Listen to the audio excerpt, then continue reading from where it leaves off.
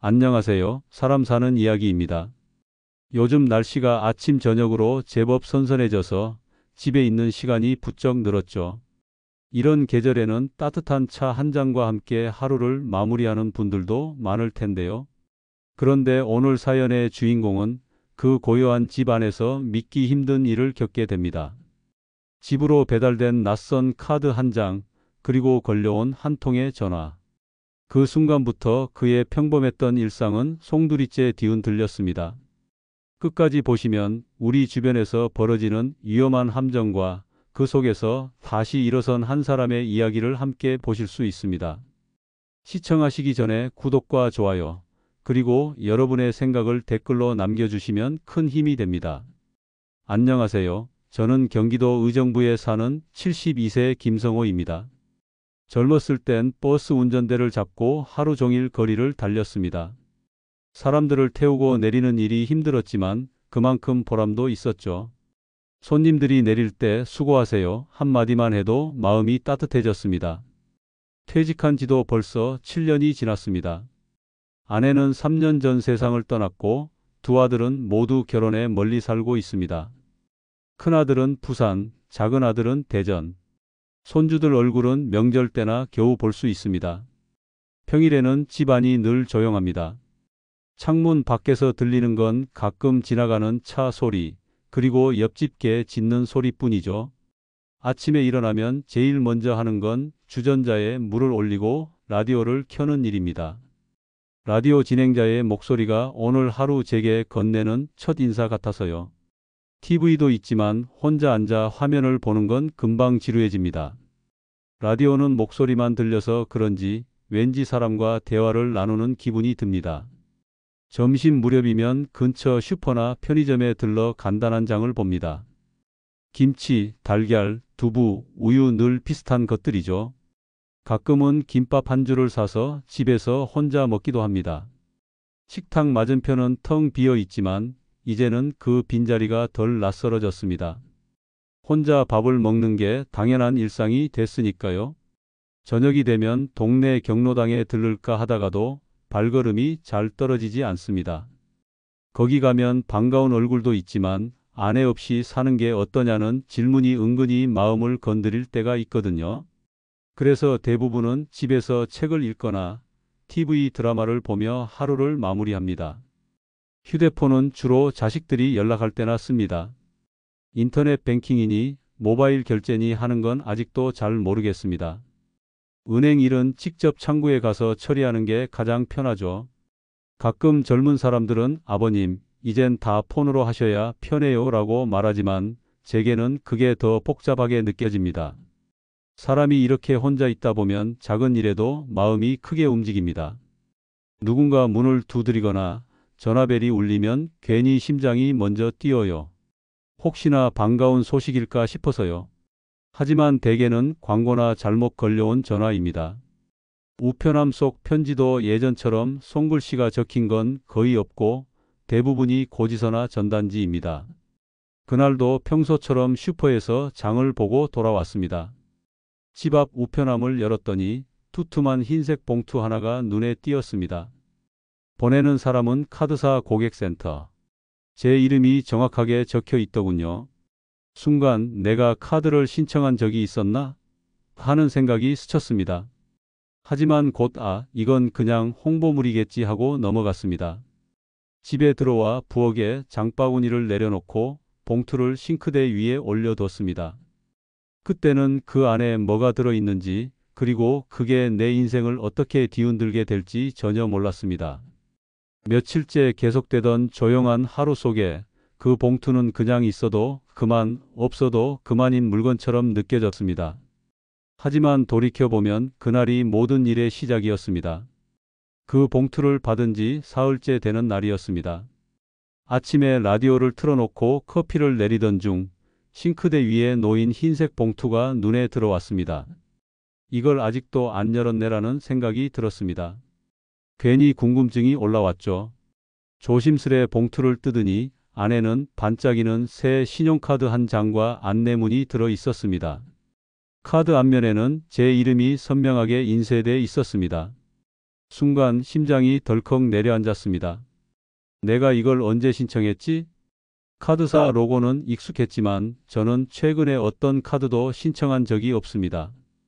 안내문을 읽어보니 발급을 축하합니다 라는 문구와 함께 카드 사용 등록 절차가 상세히 적혀 있었습니다. 사용하려면 전화나 인터넷으로 인증을 해야 한다고 되어 있었습니다. 머릿속이 복잡해졌습니다. 혹시 예전에 가입했던 통신사나 은행 제휴로 자동 발급된 건가? 아니면 내가 잘못 기억하는 건가? 이런 생각들이 뒤엉켰습니다. 마침 옆집 박영수 형님이 지나가길래 부르며 봉투를 보여줬습니다. 형님, 이거 제가 신청 안 했는데 이렇게 왔네요. 요즘 이런 것도 있나요? 박 형님은 봉투와 카드를 유심히 보더니 고개를 갸웃했습니다. 요즘 카드사에서 마구 보내는 건 거의 없어요. 신청 안 했는데 오면 이상한 거지. 혹시 사기일 수도 있어. 그 말을 듣고 나니 괜히 등줄기로 식은땀이 흘렀습니다. 하지만 막상 뭘 해야 할지는 감이 오지 않았습니다. 그냥 카드사에 전화해서 확인하면 되겠지 하고 넘겼죠. 그날 저녁 TV 뉴스를 보는데 보이스피싱과 택배 사기에 대한 보도가 나왔습니다. 화면에 집으로 배송된 카드 절대 개봉하지 마세요 라는 자막이 선명하게 떠 있었습니다. 순간 부엌에 있는 카드가 떠올랐습니다. 하지만 설마 그게 내 얘기겠어 하는 마음이 더 컸습니다. 다음 날 오전 낯선 번호로 전화가 걸려왔습니다. 여보세요? 안녕하세요? 카드사 보안센터입니다. 고객님 명의로 발급된 카드가 범죄에 악용된 정황이 포착되어 긴급히 연락드렸습니다. 목소리는 또렷하고 말투도 공손했습니다. 순간 어제 뉴스에서 본 장면과 겹쳐졌지만 그 사람은 제 이름과 주소, 심지어 주민등록번호 앞자리까지 알고 있었습니다. 혹시 최근에 카드 받으신 적 있으십니까? 예, 그런데 그건 제가 신청한 게 아닌데. 맞습니다. 그래서 지금 저희가 명의도용 피해를 막기 위해 카드를 즉시 폐기하고 추가 피해를 방지하려는 겁니다. 안전하게 처리하시려면 지금 제 안내에 따라 주셔야 합니다. 그 말에 가슴이 철렁 내려앉았습니다. 평생 빚 없이 살아왔는데 내 이름으로 범죄가 벌어지고 있다는 게 두려웠습니다. 상대방은 차분하게 그리고 신뢰가 가는 어조로 말을 이어갔습니다. 혹시 카드가 눈앞에 있으신가요? 네, 부엌에 있습니다. 좋습니다. 그러면 카드 뒷면 하단에 있는 고객센터 번호 확인되시죠? 그 번호를 지금 불러주시면 저희 쪽에서 진짜 카드인지 확인하겠습니다. 저는 별 의심 없이 번호를 불러줬습니다. 상대방은 잠시 확인하는 척하더니 맞습니다, 고객님. 이 카드가 이미 범죄자 계좌와 연결되어 있는 것으로 확인되었습니다. 절대 사용하지 마시고 지금 폐기 절차를 진행해야 합니다. 라고 말했습니다. 이상하다는 생각이 아주 잠깐 스쳤지만 보안센터라는 말에 안도감이 들었습니다. 그런데 상대방은 곧 제게 신분 확인을 위해 주민등록번호 뒷자리와 카드번호 전체를 읽어달라고 했습니다. 이건 개인정보라서 줘도 되나 모르겠네요. 아, 고객님. 지금도 범죄자들이 고객님 명의로 수백만 원 이상 결제를 시도하고 있습니다. 신속히 조치를 취해야 합니다. 만약 오늘 안에 처리가 안 되면 고객님 앞으로 채무가 발생합니다. 그 말이 제 마음을 단숨에 무너뜨렸습니다. 그날 이후 제 평화로운 일상은 조용히 무너지고 있었습니다. 그날 오후 낯선 번호로 걸려온 전화는 아직도 제 귀에 생생합니다. 고객님, 지금 굉장히 위험한 상황입니다. 범죄자가 고객님의 명의를 이용해 신용카드를 불법 결제하고 있습니다. 전화기 너머의 목소리는 놀랍도록 차분했습니다. 오히려 저를 안심시키려는 듯 부드럽게 말을 이어갔죠. 저희 보안센터는 경찰과 바로 연결되어 있습니다. 지금 고객님의 계좌를 잠그고 불법 발급된 카드를 폐기해야 합니다. 이 말에 순간 가슴이 철렁 내려앉았습니다. 평생 신용에 흠집 없이 살아왔는데 내 이름으로 범죄가 벌어지고 있다니. 혹시 카드를 지금 눈앞에 두고 계신가요? 네, 여기 있습니다. 좋습니다. 카드 앞면 번호와 뒷면 CVV 번호를 불러주시면 저희가 즉시 폐기 조치를 진행하겠습니다. 머릿속에서는 개인정보를 이렇게 알려줘도 되나? 하는 의심이 잠깐 스쳤습니다. 하지만 곧 오늘 안에 처리가 안 되면 수백만 원의 채무가 발생한다는 말이 덮어버렸습니다. 저는 결국 카드 정보를 차례로 불러줬습니다. 상대방은 확인 중이라며 잠시 기다리게 하더니 역시 범죄에 연루된 카드입니다. 지금부터 제 안내에 따라 안전한 폐기 절차를 진행하겠습니다. 라고 말했습니다. 그 순간 이상하리만큼 안도감이 들었습니다. 마치 진짜 은행 직원이 내 문제를 해결해 주는 것처럼 느껴졌으니까요. 혹시 현재 사용 중인 다른 카드나 통장이 있습니까? 모두 동일하게 보호 조치가 필요합니다. 그제야 제 마음속에 다시 불안이 피어올랐습니다. 아니, 왜 다른 카드와 통장까지? 하지만 그는 능숙하게 제 걱정을 눌렀습니다. 범죄자들이 한번 정보를 얻으면 다른 계좌도 순식간에 털립니다. 제가 연결해 드리는 안전 계좌로 잠시 자금을 옮겨 놓으시면 모두 보호됩니다. 제 이마에 식은땀이 맺혔습니다. 한쪽에서는 이거 사기일 수 있다는 생각이 들었고, 다른 한쪽에서는 만약 진짜면 지금 안 옮기면 다 잃는다는 두려움이 휘몰아쳤습니다. 고객님, 10분 안에 이 절차를 마치면 피해를 완전히 막을 수 있습니다. 그 목소리는 절박했지만 동시에 확신에 차 있었습니다. 저는 결국 컴퓨터 앞에 앉아 그가 불러주는 계좌번호를 받아 적었습니다. 그날 제 손은 전화기를 꼭 쥔 채로 떨고 있었습니다. 제 머릿속에서는 계속 같은 질문이 맴돌았습니다. 나는 지금 올바른 선택을 하고 있는 걸까? 아니면 스스로 함정 속으로 걸어 들어가고 있는 걸까? 그날 저녁 저는 거의 자동적으로 그의 지시에 따르고 있었습니다. 고객님, 지금부터 말씀드리는 계좌로 자금을 옮겨주셔야 안전합니다. 그는 마치 병원 의사가 환자를 긴급 수술실로 옮기듯 한치의 망설임도 없는 목소리로 말했습니다. 노트 옆에는 깨끗한 흰 종이가 한 장 놓여 있었습니다. 거기에 그가 불러주는 계좌번호와 예금주 이름을 적어 내려갔습니다. 예금주 이름은 생소했고 은행도 제가 평생 한 번도 거래해 본 적 없는 곳이었습니다. 이건 우리 보안센터에서 사용하는 안전계좌입니다. 잠시만 이곳에 옮겨 놓으시면 바로 다시 돌려드립니다. 이 말이 당시엔 이상하게 설득력이 있었습니다. 제 머릿속은 이미 혹시라도 내 돈이 전부 털리면 어쩌나 하는 공포로 가득 차 있었으니까요. 저는 현금 카드를 챙겨 근처 은행 ATM으로 향했습니다. 저녁 어스름이 내려앉은 골목길을 걸으며 손에 쥔 카드가 땀에 젖어 미끄러질 뻔했습니다. ATM 앞에 서자마자 그는 통화 상태를 유지하라고 했습니다.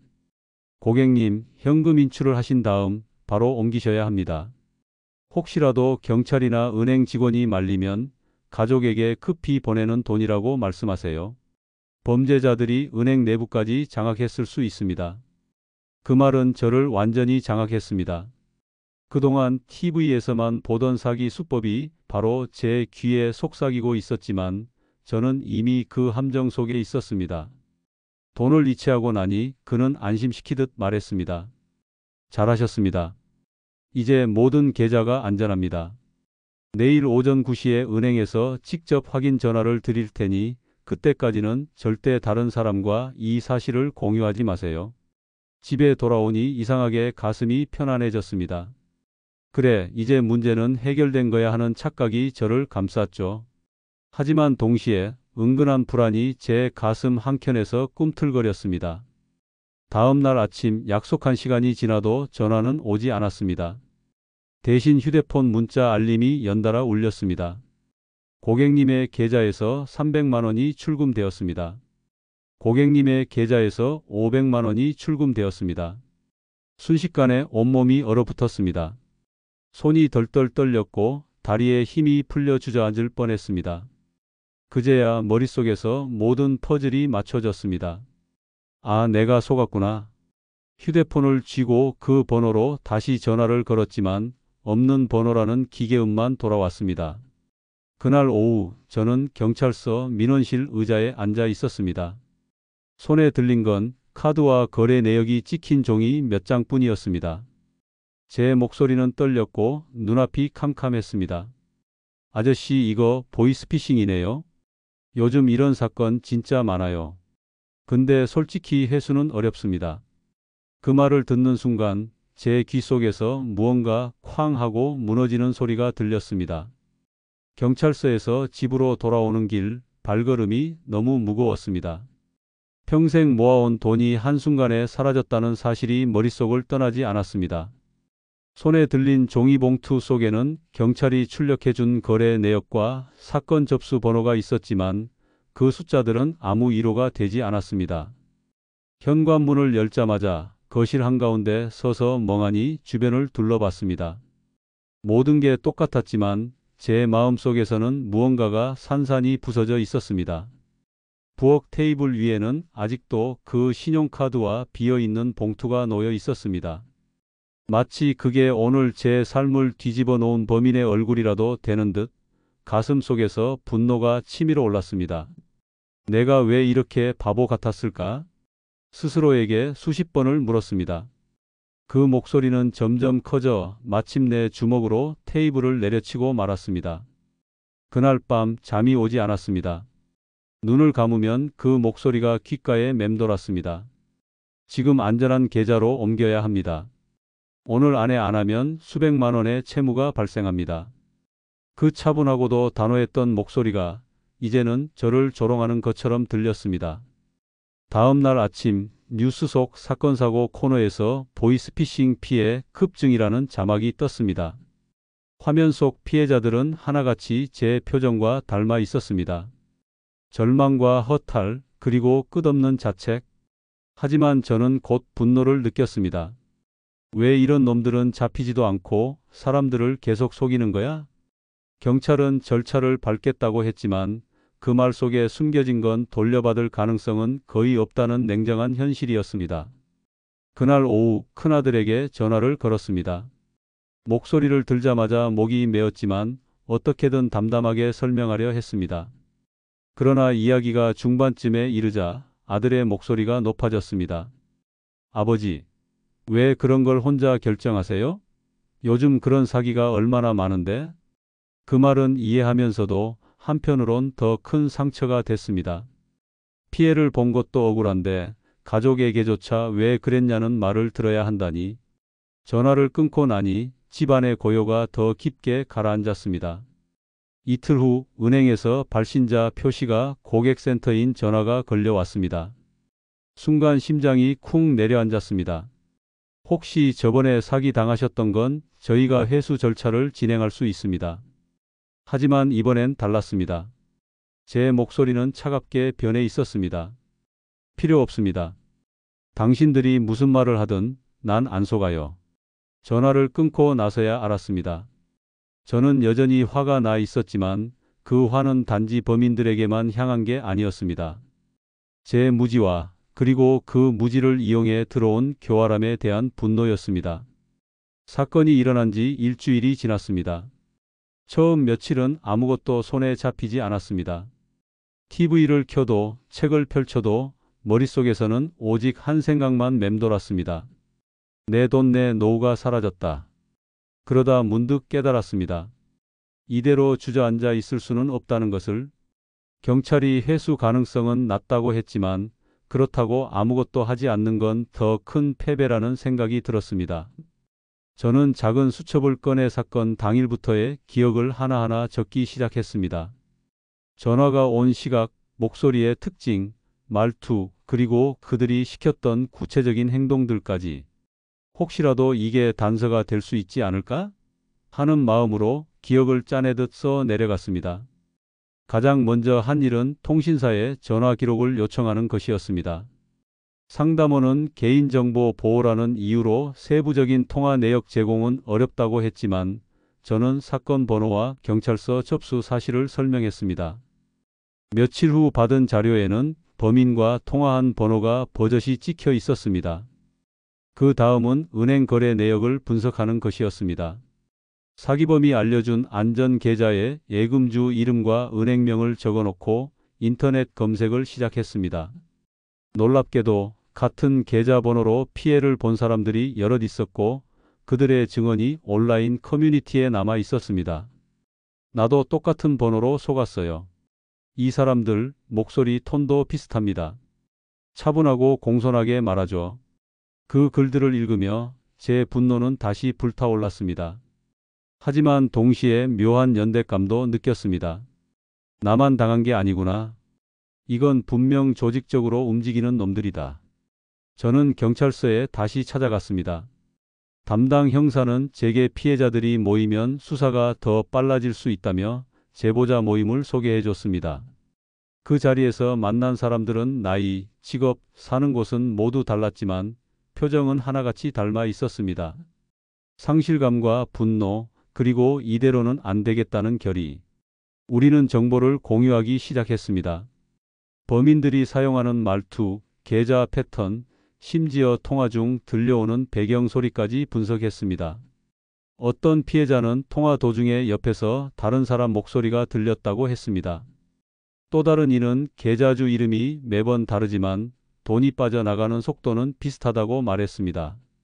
저는 그날 집에 돌아와 오래된 노트북을 켜고 범인들이 썼던 수법을 글로 정리하기 시작했습니다.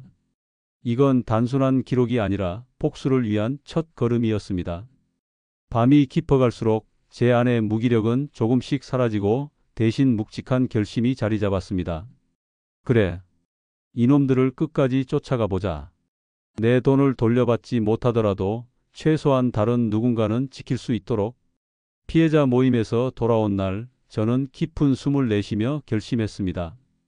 이제는 내가 당한 얘기를 하는 데서 끝내지 않겠다. 놈들을 잡을 실마리를 찾아야 한다. 책상 위에는 범인과의 통화 기록, 계좌번호, 피해자들의 증언이 빼곡히 적힌 수첩이 놓여 있었습니다. 저는 그것을 하나하나 분류하며 공통점을 찾기 시작했습니다. 첫 번째 공통점은 통화 방식이었습니다. 전화는 반드시 보안센터나 경찰청이라는 명목으로 시작됐고 목소리는 30대 남성 정도의 단호하지만 공손한 톤이었습니다. 두 번째는 돈을 옮기게 만드는 심리전이었습니다. 오늘 안에 즉시 피해를 막기 위해 같은 단어들이 반복적으로 사용됐습니다. 세 번째는 계좌였습니다. 예금주 이름과 은행은 제각각이지만 피해금이 입금되면 몇 분 안에 다른 계좌로 이체되거나 인출됐습니다. 이 패턴을 정리하니 범인들이 속이고 겁주고 빼내는 과정을 얼마나 치밀하게 설계했는지 보였습니다. 저는 이 정보를 경찰에 다시 전달했고 형사는 좋은 자료입니다. 추적하는 데 도움이 될 것 같습니다. 라고 했습니다. 하지만 거기서 멈출 수 없었습니다. 저는 인터넷 검색과 SNS를 뒤져서 사기범 추적 관련 커뮤니티에 가입했습니다. 그곳에서는 IT 전문가, 전직 수사관, 심지어 보안업계 종사자들도 활동하고 있었습니다. 한 보안 전문가가 말했습니다. 그 번호들 가짜 발신 번호일 가능성이 큽니다. 통신사와 협력해야 원래 번호를 알 수 있죠. 저는 즉시 통신사에 문의했고 사건 번호를 제시하며 발신 번호 변조 추적을 요청했습니다. 며칠 후 경찰을 통해 실제 발신지가 해외 서버를 경유한 인터넷 전화였다는 사실을 들었습니다. 그 소식을 듣는 순간 좌절보다는 오히려 투지가 생겼습니다. 해외라면 잡기 어려워도 최소한 방법은 있겠지. 저는 피해자 모임과 함께 공식 피해 연대서를 작성해 경찰청 사이버 수사대에 제출했습니다. 그리고 동시에 주변 지인들에게 피해 사례와 수법을 적극적으로 알렸습니다. 카카오톡 단체방, 지역 커뮤니티, 경로당 모임까지 누구라도 이런 수법에 속지 않게 하려고요. 며칠 뒤 피해자 모임에서 연락이 왔습니다. 혹시 범인 목소리를 녹음한 분 계세요? 마침 저는 사건 당시 통화 녹음을 켜두었기에 파일을 전달했습니다. 보안 전문가가 그 음성을 분석하더니 이렇게 말했습니다. 이 사람 지난달에 다른 피해자와도 통화했어요. 목소리 주파수가 동일합니다. 그 말을 들었을 때 저는 느꼈습니다. 이건 단순히 내 억울함을 풀기 위한 싸움이 아니라 계속 피해자를 양산하는 범죄 집단과의 전쟁이라는 걸. 그리고 그날 밤 제 노트에 이렇게 적었습니다. 목표 더 이상 피해자가 나오지 않도록 놈들의 수법을 세상에 알린다. 가능하다면 놈들 얼굴까지. 그날 저녁 피해자 모임에서 경찰과의 합동회의가 열렸습니다. 형사는 우리에게 조심스럽게 제안을 꺼냈습니다. 혹시 범인들이 다시 연락해 올 가능성이 있습니다. 그때 통화를 이어가면서 우리가 추적할 수 있게 협조해 주실 수 있나요? 처음엔 가슴이 철렁 내려앉았습니다. 또 그 목소리를 들어야 하나? 하지만 곧 생각이 바뀌었습니다. 그래, 이번엔 내가 속는 게 아니라 속이는 척하면서 놈들을 잡는 거다. 며칠 뒤 정말로 그 번호가 다시 걸려왔습니다. 발신자 표시에는 여전히 은행 보안센터라는 글자가 떴습니다. 저는 침착하게 전화를 받았습니다. 네, 무슨 일이죠? 고객님, 최근에 금융사기 피해를 입으셨죠? 저희가 보상 절차를 도와드리겠습니다. 익숙한 패턴, 익숙한 말투였습니다. 저는 일부러 머뭇거리며 답했습니다. 보상 가능합니까? 네, 다만 절차상 확인을 위해 고객님의 신분 확인이 필요합니다. 그 순간 경찰이 옆자리에서 수신기에 연결된 장비로 통화 내용을 실시간 분석하고 있었습니다. 형사가 손짓으로 더 시간을 끌어달라는 신호를 보냈습니다. 저는 일부러 질문을 던졌습니다. 근데 지난번에 제 돈을 가져간 놈들이랑 당신네는 무슨 관계죠? 순간 전화기 너머에서 아주 짧은 침묵이 흘렀습니다. 그리고 목소리가 약간 날카로워졌습니다. 저희는 경찰과 협력하는 기관입니다. 그런 의심은 하지 마시죠. 경찰의 모니터에 발신지 추적 신호가 점점 좁혀지고 있었습니다. 위치 잡힌다. 조금만 더 버텨주세요. 형사의 목소리가 제 심장을 더 세게 뛰게 만들었습니다. 저는 의도적으로 관심 있는 척하며 계속 묻고 또 물었습니다. 그가 지루해질 만큼요. 그럼 보상금은 어디서 주나요? 얼마나 걸리죠? 혹시 제 계좌가 여전히 위험한 상태인가요? 마침내 형사가 손을 번쩍 들었습니다. 잡았습니다. 발신지 확인 완료. 전화를 끊자마자 경찰은 즉시 수사팀의 위치를 전달했습니다. 발신지는 국내 한 소도시의 다세대 주택 3층, 하지만 실제로는 그곳이 해외 서버로 연결된 중계지라는 사실도 확인됐습니다. 며칠 후 뉴스 속보로 보이스피싱 조직 국내 거점 검거 소식이 나왔습니다. 화면 속에는 검은 마스크를 쓴 몇 명의 남성이 경찰차에 태워지고 있었습니다. 형사는 제게 전화로 짧게 말했습니다. 직접 잡은 건 아니지만 이번 작전에 큰 도움 주셨습니다. 그 말을 듣는 순간 지난 몇 달간 제 마음을 짓누르던 무력감이 조금은 사라지는 듯 했습니다. 하지만 저는 알고 있었습니다. 이건 끝이 아니라 시작이라는 것을. 뉴스 속 화면에서 검거 장면을 보고 나니 처음에는 묘한 해방감이 밀려왔습니다. 하지만 그 기쁨은 오래가지 않았습니다. 다음 날 경찰서에서 들은 말이 제 가슴을 다시 무겁게 눌렀습니다. 검거된 건 하부 조직원들입니다. 실제로 돈을 빼돌리고 지시한 주범은 여전히 해외에 있습니다. 그 한마디에 저는 주먹을 꽉 쥐었습니다. 결국 머리통은 멀쩡하게 살아있다는 거잖아. 그날 저녁 피해자 모임이 다시 열렸습니다. 몇몇 사람들은 울분을 토했고 어떤 이들은 이제 포기하자는 분위기였습니다. 어차피 돈 못 돌려받는데 더 해봐야 뭐하나? 그 말에 제 속에서 무언가가 확 끌어올랐습니다. 아니요. 여기서 멈추면 그놈들이 또 다른 사람을 노릴 겁니다. 우리라도 끝까지 쫓아야죠.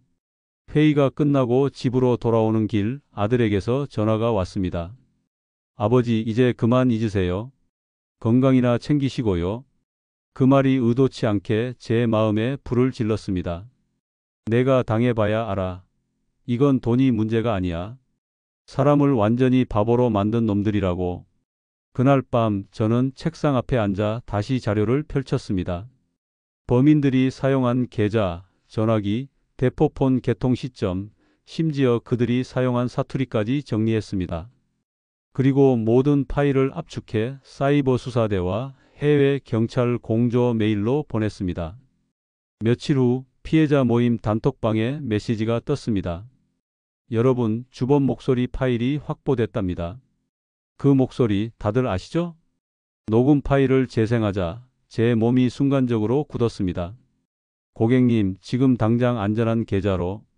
그 목소리, 잊을 수 없는 그날의 공포가 그대로 스며 있었습니다. 그 순간 제 안에서 무언가가 터졌습니다. 좋아. 이 목소리 전국 방송에 나가게 해주지. 저는 지역 라디오와 신문사에 연락해 피해 사례와 녹음 파일을 제보했습니다. 기자는 처음엔 조심스러워했지만 곧 목소리를 듣고 단호하게 말했습니다. 이건 꼭 보도해야 합니다. 보도 이후 전국에서 추가 피해자가 속속 제보됐습니다. 경찰은 이를 근거로 국제 공조 수사를 요청했고 주범의 신원 일부가 드러났습니다. 그리고 저는 깨달았습니다. 이 싸움은 단순히 피해금을 되찾기 위한 게 아니라 그들의 숨을 죄어오는 싸움이라는 것을.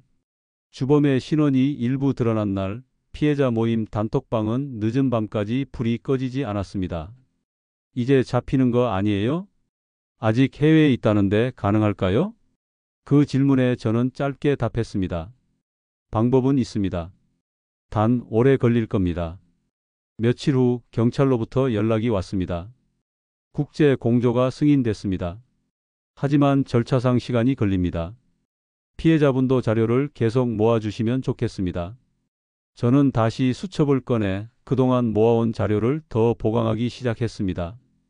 범인 목소리 분석 결과, 사용한 기기 모델, 계좌 개설 시점과 지역, 심지어 돈이 빠져나간 뒤 흘러간 해외 송금 경로까지 정리했습니다. 그러던 중 뜻밖의 조력자가 나타났습니다. 보안 전문가이자 IT 회사에 근무하는 제 지인의 아들이었습니다. 그는 범인들이 사용한 해외 서버 중 일부가 동남아의 한 호스팅 업체라는 사실을 알아냈습니다. 이 정보 경찰에 바로 주시죠. 접근 기록만 확보해도 큰 단서가 될 겁니다. 자료를 넘긴 지 일주일 뒤 경찰은 중요한 소식을 전했습니다.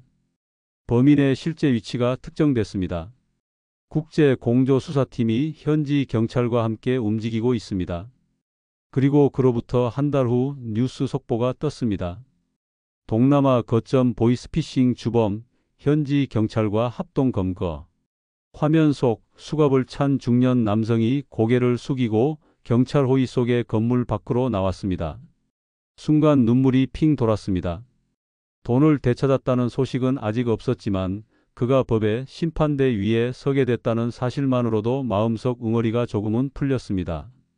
이후 경찰은 피해자들을 모아 주범 검거 소식을 전했습니다. 형사는 이렇게 말했습니다.